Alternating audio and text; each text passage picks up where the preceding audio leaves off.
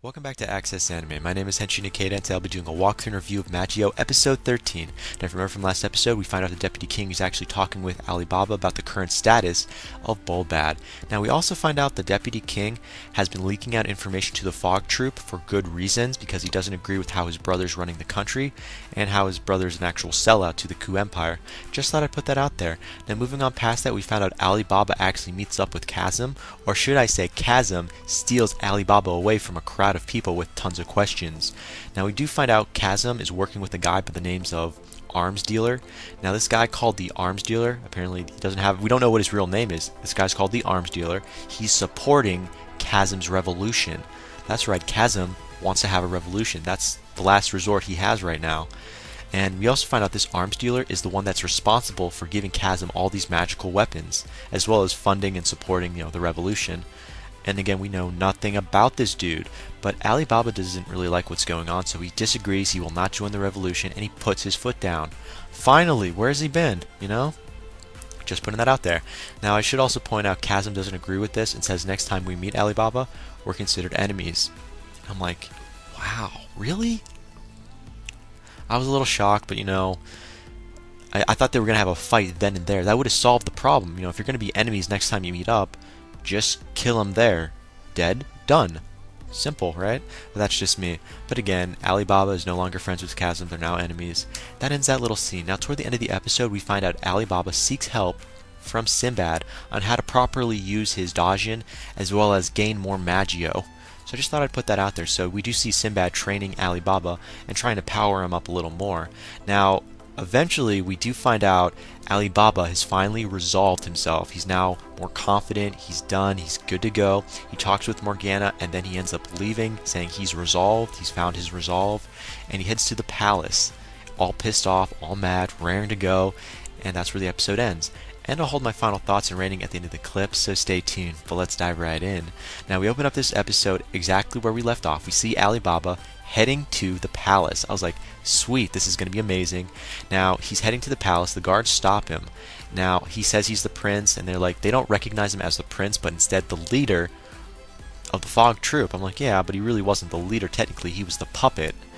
Just putting that out there.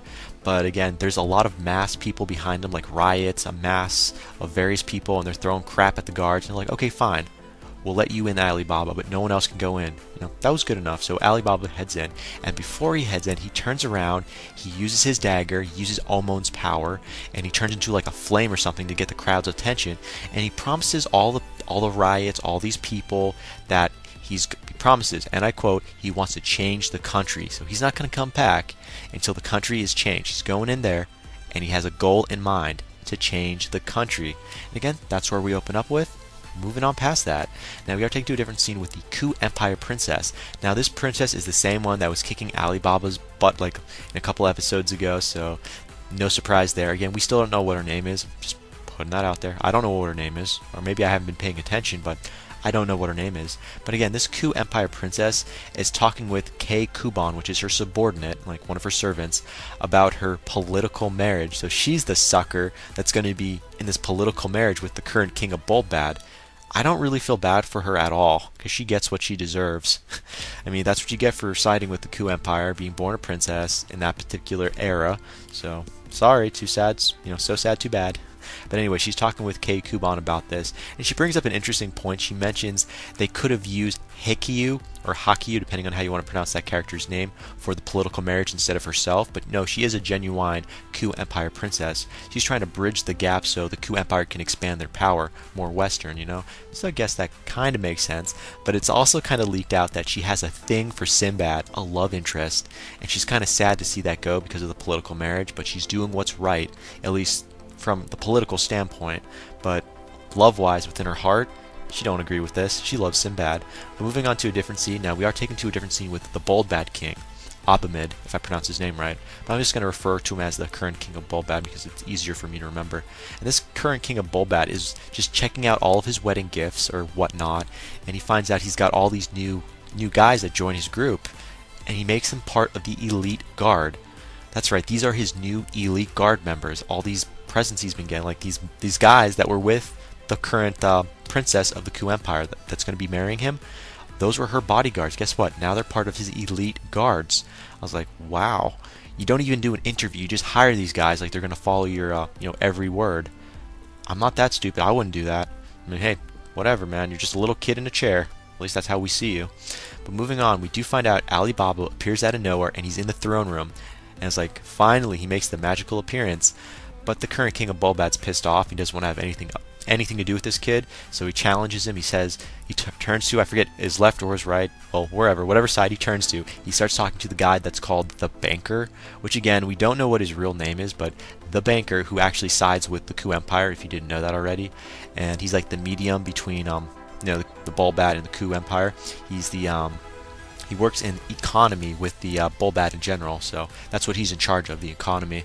Now, sorry, I digress. Moving on, we do find out the Banker turns to the new elite guards that the current king of Bolbad hired, and he talks to a guy by the name of Enta, and he says, I want you to kill Alibaba. And he does, and this guy transforms into an elephant. I'm like, what? Who is this guy? I mean, he's got a mask on, and apparently he knows Alibaba, but we don't know from where, but he knows Alibaba, so I'm like, okay. Now, what we do find out is that apparently now it's going to be Enta versus Alibaba. I'm like, okay, this is interesting, but we're moving on to a different scene, and this is the information. This is the information I wanted to know about this guy, about Enta in general. Guess what? He was created using the Ku Empire technology. So it's like, so does that mean he's just a pile of crap they made into some monster, or was he a human dissected into becoming a monster? Probably. And we find out he's the best fighter in the world. I'm like, no, you're the best self-proclaimed fighter in the world. You're not stronger than Simbad. I'm sorry. I mean, Simbad was that amazing without his 7 Dajin. Think about how strong he is with his 7 Dajin. And you're saying this elephant man is the strongest man or creature in the world? No, that's BS. I call BS. Moving on to a different scene with Alibaba. He uses his Dajin equip, which he learned from Simbad. So it's like, about time, Alibaba. But it's no good, and it fails. He can't do it. I'm like, what? So that training was for nothing? So we're taken to a different scene, and it fails again. I'm like, what? Are you freaking kidding me? So apparently he needs to concentrate the flames into a sword. That's what he needs to do. And he just can't concentrate. So we're taken to a different scene with this guy called Enta, and he basically has a direct hit on Alibaba, and it looks like Alibaba's about to die. He's been sliced pretty deep, he's bleeding all over, and we're taken to a flashback. He's thinking about his mom, his dad, Simbad, like everyone from his past, up until this present time, this present moment, and it's amazing. It's kind of interesting, not too much wow, but interesting to see. And he finally snaps. He stabs Enta with his dagger. I was like, how's that going to hurt this elephant beast, whatever the hell he is? I mean, but he stabs him, and then he does his Dajin equip once more, and Enta is defeated? I mean, I thought this match was going to be a little longer, but no, this elephant man called Enta, he's been defeated, sliced right down the middle, whatever you want to say, whatever you want to call it, with, Alibaba's new sword, which is Omon. His dagger turns into a sword. Amazing. And his hands are more like in a rock-shaped form, kind of, with blood coming in and out of it. I guess that's how he holds down to the sword of Omon. But hey, it's amazing. That's all I can say. So we're taken to a different scene. Now, Alibaba's not done. In fact, the current king of Bolbad sends in the next wave, or should I say Banker kind of does. And we see all these monkeys, monkeys, attacking Alibaba. Alibaba slices them left and right. And it looks like they're all dead, but they're not. They come back to life. Their crap comes back to life. And Banker points out, yeah, these are no ordinary monkeys. They're smart and they can re-energize. I'm like, shit. Now you're screwed, Alibaba, literally. Now, of course, moving on past that, now we see the head of the monkeys appear out of nowhere to take out Alibaba. Oh, no, it gets better. Just when it was going to be the monkeys with the head monkey versus Alibaba, Morgiana appears. I'm like, amazing. So Mor appears out of nowhere, and I love this woman, I really do. And Morgana's all sucked, she's all powered up, and she's like, I got this, Alibaba. She grabs Alibaba and tosses him all the way over the gates, over the whatever you want to call them, to to the current king of Bolbad. I'm like, she says, I got this. And it was amazing. That's all I can say. It's amazing. So we're taking to a different scene, of course. Now, this scene's a little different because we see Jafar. He's talking to Simbad, and he's basically telling Simbad, yeah, Alibaba, he's in the palace now. So your political dream, well, the political stuff you were doing for diplomacy with other different nations to take out, the current king of Bolbad, or at least have an interesting talk with him with, all these guys backing you up, all these other countries, is not going to work, because you know what? Alibaba just screwed the pooch. So what does Simbad do? He basically says, let's put everything on hold, let's just stop what we're doing, I'll take care of this, I got this. So Simbad is now heading to the palace, so I thought that was worth mentioning. Now, as for Aladdin right now, everyone wants to know what's up with Aladdin. Well, simple, he's still in the bed, he's still unconscious, or at least still sleeping, but the maids or the women that are attending him notice he's changing, something's changed. But we don't know what. Just putting that out there, we don't know what. So we are taken to a different scene with Alibaba versus a cheetah from the elite guards. So this man-made cheetah is now fighting Alibaba, and we find out Alibaba's out of Magio, so he's powerless right now. And it looked like he sliced this cheetah's sword or something like that, like the steel. So we now know his sword can slice through steel, but he's out of Magio, so this isn't going to work. But we do a light flashback to where Simbad taught Alibaba how to use the Magio, how to gain more Magio. I'm like, okay. So although Alibaba's out of Magio, Simbad, when he was training with him, taught him how to gain more. So I was like, how's this going to work? Huh. So we see Alibaba literally pull out all this oil, like a bag of oil, and he just throws it on the ground, and his little dagger sparks it up, and there's fire everywhere, and then he summons Omon out, his sword. Apparently his dagger turns back into the sword, and he kills this cheetah from the elite guards already? What? We didn't even get to see a fight. There was no fight. Plain and simple. Moving on past that, now, this is what actually happened. Now, apparently with his sword called Omon, his Djinn, it can absorb flames to gain Magio. Figures. I mean, I thought he might have used this later on when he ran out of Magio, but he uses it at the last moment. I mean, okay. Well, at least we got to see it. Now, moving on to a different scene, we get to see Morgiana versus the monkeys and the head monkeys. Now, she figures she cannot take out these guys at all using the same speed method she's been using. So she bounces around the building. She goes all the way up. She's bouncing around all these buildings, going back and forth, and she slams directly into this head of the monkeys, this monkey king or whatever you want to call him, this head of the monkeys of all these little monkeys, and she goes right through him. No shitting you. She just went right through him. And I was like, holy crap. She didn't even use a weapon. No weapon. She just used her feet and went right through this guy's chest, and he's dead instantly. And then all the buildings fall down, take out the rest of the monkeys. I'm like, it's a done deal. Like, holy crap. Morgana for the win. That's all I can say. Now, moving on to a different scene.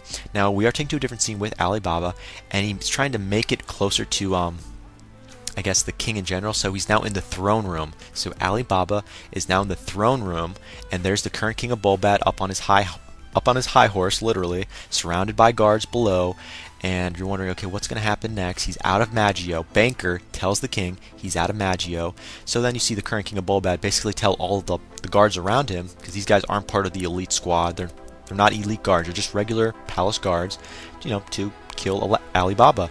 Alibaba tries pleading with them, but it's a no-go, because it doesn't work. Because, the current king of Bolbad says, just kill him. So they're about to kill him regardless, and out of nowhere, the deputy king appears, deputy king, and he says, stop. He chimes right and he says, stop. Then he tells his general, General Burkek, to stop the guards. So all the palace guards are stopped, thanks to the general, and the current king of Bolbad's like, what? No, is this a coup d'etat? Are you taking over now? Pretty much, yeah. So the current king of Bolbad's no longer in control. The deputy king is, and he's siding with Alibaba, saying, these guys have to talk. Seal off the room, guys, get out of here. They have to talk. You're not going to kill him, it's done. So I thought, okay, this is interesting. So the ending of this episode, we see the new king, which is the deputy king, step up and nullify the orders of the current king of Bolbad, and he wants, Alibaba as well as the current king of Bolbad to talk, while the deputy king just sits back and, orders everyone not to do anything. So again, that's where we end the episode at. Moving on to final thoughts. Well, first of all, I have to say, Deputy King, you finally stepped up, more power to you, but you're a little late. But, at least you did something at the last moment that helped. As for Morgana, I have no idea where you're at right now, but there was an amazing fight how you just stripped right through that monkey and killed him. I thought you were going to rip his heart out, but you didn't just put something in him, like you didn't put your foot in him, you just went right through him, and I love that. As for Simbad, I don't know where you're at right now. You said you were heading to the palace. Are you going to pick up some more men with you? Is Jafar and everyone else going to head with you? We don't know. I can't wait to find that out. As for Chasm, I really don't know if you're serious about the revolution or not. It looked like you were, but we don't really know where you're at. Are you going to attack the palace after Alibaba has everything settled, or are you going to attack Simbad? We don't know. Moving on past that, I also have to bring up Aladdin. Are you passed out still? Are you asleep? What's going on? What has changed? It was mentioned you were changing, but I didn't see anything. Your eyes weren't open. You weren't changed. There's no colors. Nothing. So that is it for my final thoughts. As per my rating, 4 out of 5. Come on, the fights weren't that bad. They were worth watching. Was there any emotion, drama? No. I didn't see any, so I'm not going to describe it. There wasn't any. As for information, yeah, there was information. Are you kidding me? We got to see the dodging equip. That was kind of interesting. I mean, we got to see, Alibaba's sword. That's Omon. So yeah, definitely was worth it. So final rating, 4 to 5. And again, that ends it for my walkthrough and review of Magi episode 13. So definitely comment down below, let me know, thumbs up, thumbs down, definitely subscribe, check me out on Twitter, and follow me if you like, as well as check my forum out, as well as my website. That can all be found down below. I'll leave all the links down there. But again, guys, that ends it for now. Definitely let me know what you thought of this episode, and let me know what you thought of the next episode that's coming out. But guys, I gotta hit the bricks and I gotta go. I still have 2 more walkthrough reviews to do. Well, make that 3, but I want to end it for tonight because I've done a lot already. I've got so much to do. I might do a collaboration video later on tonight. I might not. Bear with me. I've got a rough schedule right now, so I might just do 3 walkthroughs and reviews to do tomorrow. So definitely stay tuned for that. But guys, I gotta hit the bricks like I said before, and I gotta go. And before I go, I always say it, and I have to say it. You can't stop the access, but you can watch the feed. I'll see you later, guys.